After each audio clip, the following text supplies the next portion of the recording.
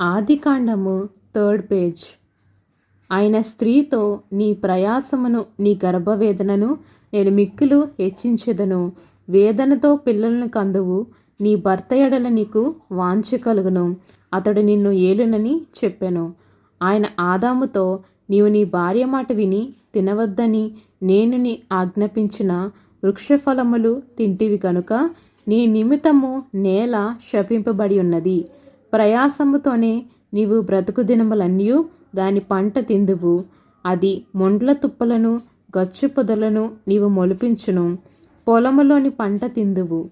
నీవు నేలకు తిరిగి చేరు వరకు నీ ముఖపు చెమట కార్చి ఆహారము తిందువు. ఏలయనగా నేల నుండి నీవు తీయబడితివి, నీవు మన్నే గనుక తిరిగి మన్నైపోదువని చెప్పెను.